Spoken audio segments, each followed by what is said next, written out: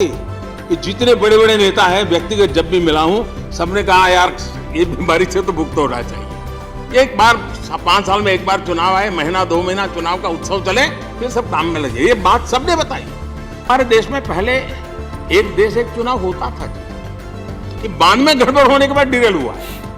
One nation one election एक ऐसा move है जो भारतीय राजनीति को बदल कर रख सकता है।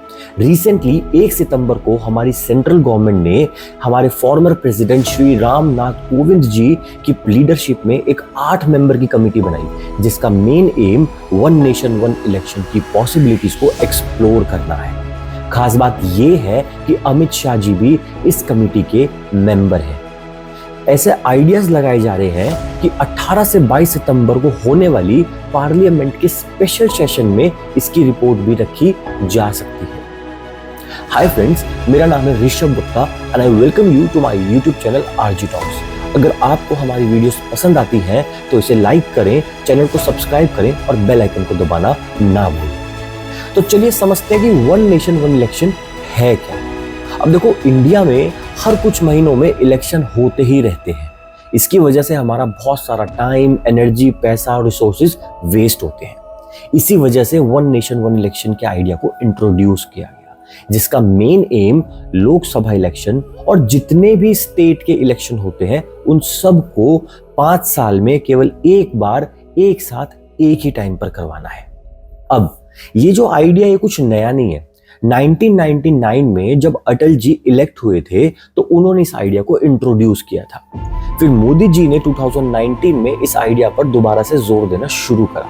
अब अगर गवर्नमेंट के रीसेंट मूव्स की बात करी जाए तो उसको देखकर ऐसी रूमर्स मार्केट में आ रही हैं कि नेक्स्ट ईयर होने वाली लोकसभा इलेक्शन प्लस उसके बाद में होने वाले कुछ स्टेट असेंबलीज के इलेक्शन को इस साल के एंड में होने वाले 5 स्टेट असेंबली के इलेक्शंस के साथ में मर्ज करके करवाया जा सकता है। बट इस पर कोई ऑफिशियल स्टेटमेंट या नोटिस अभी तक नहीं आया है, so these are just talks. अब सोचने वाली बात यह है कि देखो, सुनने में सब कुछ बहुत अच्छा लगता है, राइट। 5 साल में एक बार इलेक्शन हो रहे हैं, पैसे भी बच रहे हैं, लोगों का टाइम भी बच रहा है, सब कुछ अच्छा लगता है। तो हमने इस काम को इंडिपेंडेंस के बाद से करना शुरू क्यों नहीं कर दिया। सो द फैक्ट इज 1952 से 1957 तक हमारे इलेक्शन एक साथ ही होते थे, पर 1959 में सेंट्रल गवर्नमेंट ने आर्टिकल 356 का इस्तेमाल करा और केरला की गवर्नेंस अपने हाथ में लेकर वहां पर प्रेसिडेंट रूल लगा दिया। फिर 1960 में वहां पर री इलेक्शन हुए और नई गवर्नमेंट आई, पर इससे हमारी इलेक्शन की टाइमिंग ज्यादा चेंज नहीं हुई और 1967 तक इलेक्शन एक साथ ही होते रहे। अब 1967 से 1977 के बीच में कुछ पॉलिटिकल इंस्टेबिलिटीज और डिफेक्शन की वजह से, डिफेक्शन मतलब एक पार्टी के मिनिस्टर का अपनी पार्टी छोड़कर दूसरी पार्टी में चला जाना, इस वजह से 8 से भी ज्यादा स्टेट्स की सरकार गिर गई अपने टाइम से पहले और वहां पर री इलेक्शन हुए, जिसकी वजह से धीरे धीरे करके सेंट्रल और स्टेट के इलेक्शन के टाइमिंग्स चेंज होते चले गए।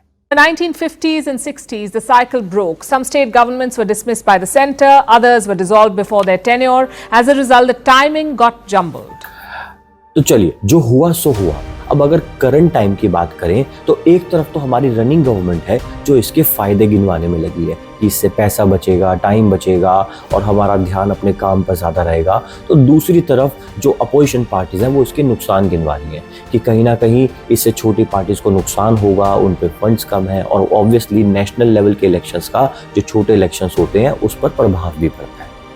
तो चलिए अब इसके प्लस और माइनस को ही डिस्कस कर लेते हैं। सबसे पहले बात करते हैं इसकी प्लस साइड की। तो देखिए, इसका सबसे पहला फायदा होगा कॉस्ट रिडक्शन में। According to one estimate, next year होने वाले लोकसभा इलेक्शन पूरे वर्ल्ड के सबसे एक्सपेंसिव इलेक्शन होने वाले हैं, जिसमें खर्चा 60,000 करोड़ से भी ज्यादा का होने वाला है। अब अगर 5 साल में 10 बारी 15 बारी इलेक्शन होंगे तो डेफिनेटली ये खर्चा बढ़ता चला जाएगा। ऑन द अदर हैंड, अगर ये खर्चा एक ही बारी होता है तो हम जितना भी सोशल मीडिया पर खर्चा करते हैं, एडवर्टीजमेंट में खर्चा करते हैं, कैंपेनिंग में खर्चा करते हैं, इलेक्शन की स्ट्रैटेजीज बनाने में खर्चा करते हैं, वो सारा का सारा एक ही बार होगा और कॉस्ट काफी रिड्यूस हो जाएगी। इसका नेक्स्ट जो बहुत बड़ा फायदा है वो है कि हमारी गवर्नेंस और अच्छी हो जाएगी, हमारी एफिशिएंसी बढ़ जाएगी। कैसे? अब देखिए, हर 6 महीने में इलेक्शन होने की वजह से पहले जितनी भी पॉलिटिकल पार्टीज हैं वो इलेक्शन की स्ट्रेटजीज बनाने में लगी रहती हैं और फिर जब इलेक्शन का टाइम आता है तो उस टाइम पर कैंपेनिंग में बिजी हो जाती है, जिसकी वजह से किसी स्टेट की या कंट्री की गवर्नेंस और डेवलपमेंट अफेक्ट होती है। ऑन दी अदर हैंड, अगर वन नेशन वन इलेक्शन के अंडर इलेक्शन एक ही बारी होंगे तो उसमें अगले 5 साल तक सारी की सारी सरकारें अपने अपने काम पर ध्यान दे पाएंगी और एफिशिएंसी और डेवलपमेंट और गवर्नेंस तीनों में हमें फायदा मिलेगा। और इसका तीसरा बेनिफिट होगा क्लैरिटी अमंग द वोटर्स। अब देखिए, अलग अलग टाइम पर इलेक्शन होने की वजह से किसी भी पार्टी की प्रोग्रेस को स्टडी करना और उसके एजेंडास को स्टडी करना थोड़ा मुश्किल हो जाता है।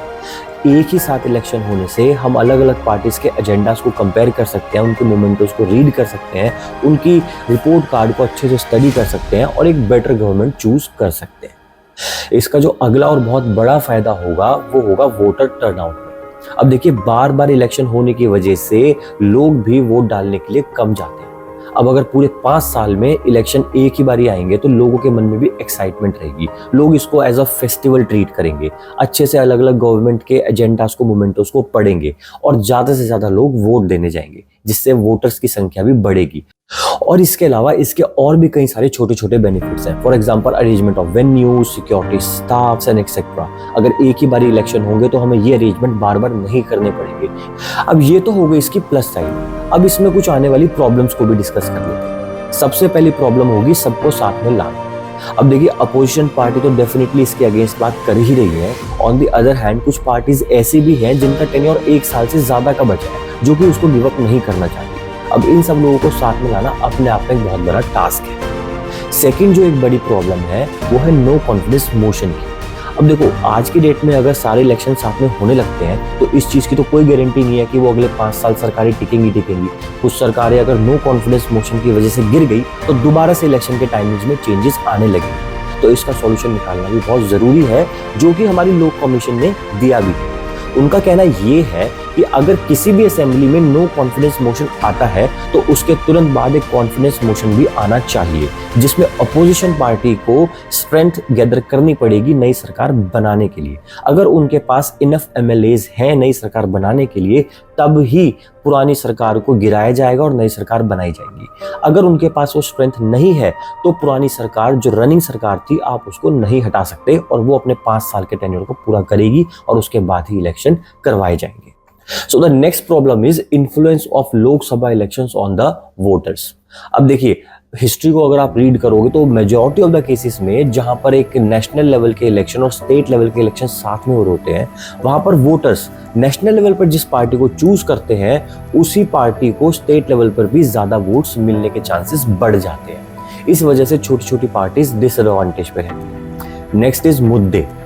देखो, नेशनल लेवल के मुद्दे बहुत बड़े बड़े होते हैं और वो लोगों को कहीं ना कहीं बहुत अट्रैक्ट भी करते हैं, जिसकी वजह से लोग उन्हीं की डिस्कशन में उलझे रहते हैं। अब इन सब चीजों में स्टेट लेवल पर होने वाले छोटे छोटे मुद्दे जो होते हैं कई बार ओवरशैडो हो जाते हैं और वो अननोटिस्ड, अनरिजॉल्व्ड रह जाते हैं। Now the next problem is funds.